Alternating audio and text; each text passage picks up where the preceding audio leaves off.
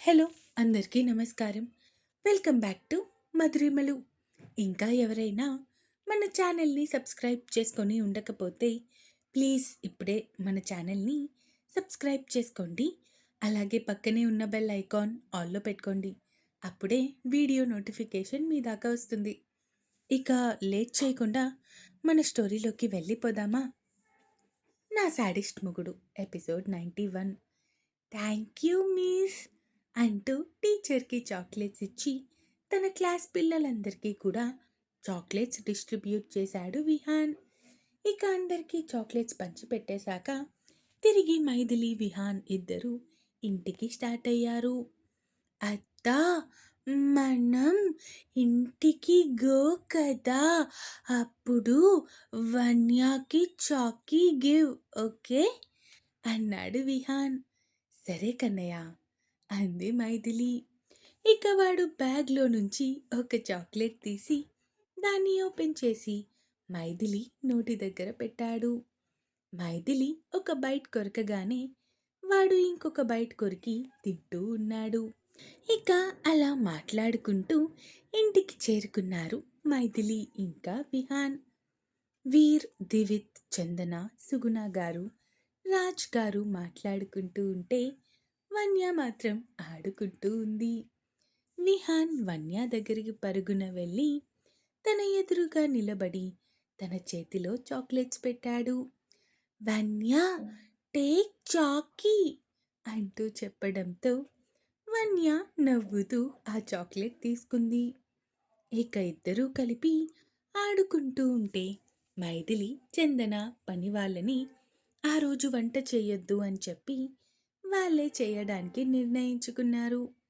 ఇక మధ్యాహ్నం లంచ్ టైంకి చందన వాళ్ళ పేరెంట్స్ అండ్ ఆశ్రమం నుంచి బామ్మగారు అలాగే పిల్లలు రావటంతో ఇక అందరూ లంచ్ తినేసి పిల్లలందరూ వన్య, విహాన్తో ఆడుకుంటూ ఉంటే మైథిలి, వీర్, దివిత్, చందన నలుగురు కలిసి గార్డెన్ మొత్తాన్ని డెకరేట్ చేస్తూ ఉన్నారు. మనం బయట వాళ్ళకి ఇచ్చేస్తే వాళ్ళే నీట్గా డెకరేట్ చేసి ఇచ్చేస్తారు కదా అన్నారు సుగుణ గారు పిల్లల వైపు చూస్తూ. కానీ అమ్మ, వాళ్ళకి ఇవ్వడం కంటే మనం చేస్తే అది ఒక రకమైన హ్యాపీనెస్ అంతే అంది మైథిలి. నువ్వు ఎప్పుడు నా మాట విన్నావని ఎప్పుడు నా మాట వినవు నువ్వు అన్నారు సుగుణ గారు. సుగుణ గారి మాటలకి నవ్వుకొని బెలూన్స్ ఊదుతూ ఉంది మైథిలి. ఇక సాయంత్రం అందరి సమక్షంలో మరొకసారి కేక్ కటింగ్ చేయించారు దివిత్ ఇంకా చందన. ఇక నైట్ డిన్నర్ కూడా అయిపోయాక ఎవరి ఇంటికి వాళ్ళు వెళ్ళిపోయారు.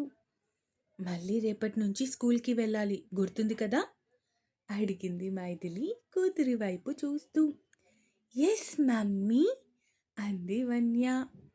సరే, గుడ్ గర్ల్ లాగా ఇంకా బజ్జుండిపో అంటూ కూతుర్ని నిద్రపుచ్చి అప్పుడు తన గదిలోకి వెళ్ళింది మైథిలి. వీర్ ల్యాప్టాప్ ముందు వేసుకొని ఏదో వర్క్ చేసుకుంటూ ఉంటే, వీర్, ఈ టైంలో కూడా వర్క్ ఏంటి?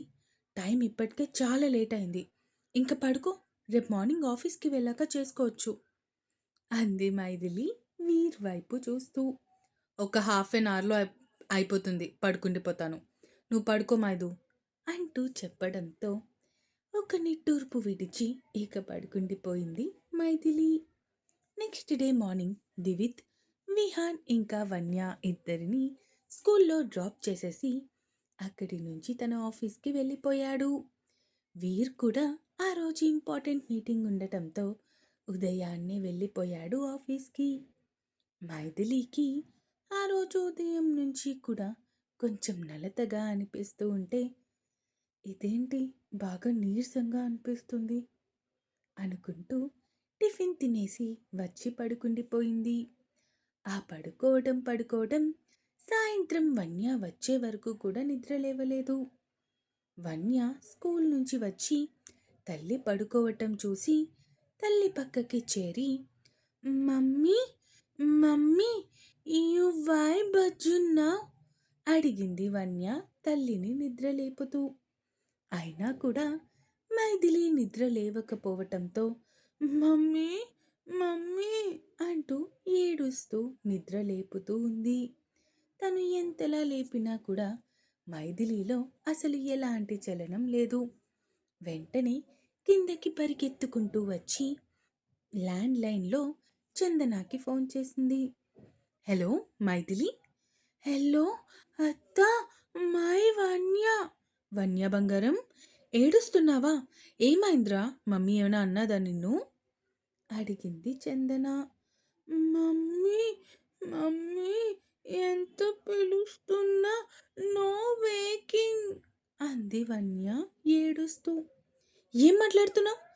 నేను ఇప్పుడే వస్తున్నాను అంటూ కాల్ కట్ చేసేసి వెంటనే వీర్ వాళ్ళ ఇంటికి బయలుదేరింది. ఒక 5 నిమిషాలకి చందన అక్కడికి వచ్చేసరికి సోఫాలో కూర్చుని గుగ్గ పెట్టి ఏడుస్తూ ఉంది వన్య. వన్య బంగారం, పద మనం మమ్మీ దగ్గరికి వెళ్దాం అంటూ వన్యాని తీసుకొని అక్కడి నుంచి మైథిలి దగ్గరికి వెళ్ళింది చందన. మైథిలి, మైథిలి అంటూ పిలుస్తున్నా కూడా నిద్ర లేవకపోవటంతో వెంటనే డాక్టర్కి కాల్ చేసింది చందన. ఒక 10 నిమిషాలకి అక్కడికి వచ్చాడు డాక్టర్. ఏమైంది? అడిగింది ఆమె చందన వైపు చూస్తూ. ఏమో డాక్టర్, తను బాగా డీప్ స్లీప్లో ఉన్నట్టుంది. ఎంత నిద్ర లేపినా కూడా నిద్ర లేవడం లేదు అంది చందన భయంగా.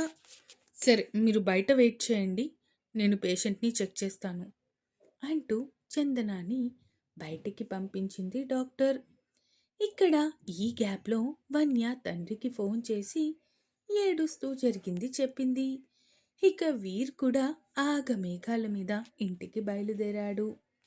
డాక్టర్ ఒక ఇంజెక్షన్ చేయటంతో మెల్లగా కదిలింది మైథిలి. ఒక 5 నిమిషాలకి తను పూర్తిగా స్పృహలోకి రావటంతో డాక్టర్ ఆమె వైపు చూస్తూ, ఏమైంది? మీరు కళ్ళు తిరిగి పడిపోయారా? అంటే డాక్టర్, ఉదయం టిఫిన్ తిన్న తర్వాత బాగా నీరసంగా అనిపించింది. ఇంకా అలా పడుకుండిపోయాను అంటూ టైం చూసి షాక్ అయింది మైథిలి. సాయంత్రం అయిపోయిందా? ఇంతసేపు నేను పడుకుండిపోయానా? వన్య కంగారు పడిపోయి ఉంటుంది అనుకుంటూ డాక్టర్ వైపు చూసింది. డాక్టర్ మైథిలి నాడి కళ్ళు చెక్ చేసి, కంగ్రాచులేషన్స్ అమ్మా, మీరు ప్రెగ్నెంట్. కాకపోతే మీరు చాలా వీక్గా ఉన్నారు. ఆ వీక్నెస్లో కళ్ళు తిరిగి పడిపోయారు. అయినా ఇంట్లో పనివాళ్ళు ఉంటారు కదా. అదేంటంటే వాళ్ళు ఊరు వెళ్ళారు అంది మైథిలి. మీకు అందాక మెడిసిన్స్ ఇస్తున్నాను.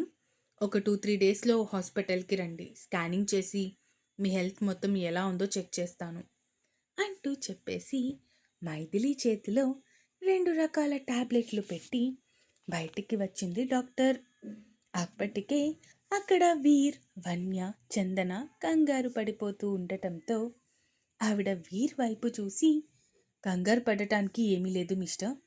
వీర్, మీ వైఫ్ ప్రెగ్నెంట్ అంది ఆమె చిన్న చిరునవ్వుతో. అప్పటి వరకు పడ్డ టెన్షన్ మొత్తం పోయి హ్యాపీగా ఫీల్ అయ్యారు వీర్ ఇంకా చందన ఇద్దరు. వీర్ ఆమెకి ఫీజ్ ఇచ్చి పంపించేశాడు. వన్యాకి మాత్రం అసలు ఏమీ అర్థం కాక తండ్రి వైపు, అత్త వైపు మార్చి మార్చి చూస్తుంది. అమ్మకి వాట్ హ్యాపెండ్ అడిగింది వన్య తండ్రి వైపు చూస్తూ. మమ్మీ కడుపులో ఒక బేబీ ఉంది. ఇంకొన్ని మంత్స్లో ఆ బేబీ బయటికి వస్తుంది అంది చందన వన్య వైపు చూస్తూ. మమ్మీ బుజ్జలోకి బేబీ హౌ వెంట్ అడిగింది వన్య అయోమయంగా. ఆ మాటకి చందన వన్య వైపు చూస్తూ, అది దేవుడు పంపిస్తాడు అంది చందన. ఓహో అంటూ అక్కడి నుంచి తల్లి దగ్గరికి పరుగు తీసింది. అమ్మా, అమ్మా, నీ స్టమక్లో బేబీ దేరంట కదా అంటూ అడిగింది వన్య మైథిలి వైపు చూస్తూ. అవును అంది మైథిలి నవ్వుతూ. ఆ బేబీ బయటకి కమ్ అప్పుడు మై విహా ఇద్దరు తనతో ప్లే అంది వన్య. ఆ మాటకి మైథిలి నవ్వుతూ కూతురు నుదుటిన ముద్దు పెట్టుకుంది. కంగ్రాచులేషన్స్ మైథిలి అంది చందన ఫ్రెండ్ని హక్ చేసుకొని. థ్యాంక్ యూ చందు అంది మైథిలి నవ్వుతూ. ఇక ఒక 2 నిమిషాలకి చందన వన్యాని తీసుకొని బయటికి వచ్చేయటంతో వీర్ మైథిలి మాత్రమే ఉన్నారు రూమ్లో. అప్పుడే వద్దన్నా సెకండ్ బేబీ కోసం, ఇప్పుడు ఓకేనా అడిగాడు వీర్ భార్య వైపు చూస్తూ.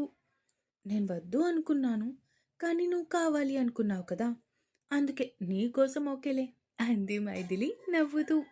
Thank you Maidu, thank you so much అన్నాడు వీర్ భార్యని హత్తుకొని తన మొహం నిండా ముద్దులు పెడుతూ. మైథిలి కూడా భర్త హ్యాపీనెస్ చూసి తెగ సంబరపడిపోయింది. ఈ ఎపిసోడ్ ఎలా అనిపించిందో కామెంట్స్ రూపంలో తెలియజేస్తారు అని కోరుకుంటున్నాను. అలాగే సబ్స్క్రైబ్ చేసుకోవడం మాత్రం మర్చిపోకండి. ఇంకా ఉంది. Bye bye.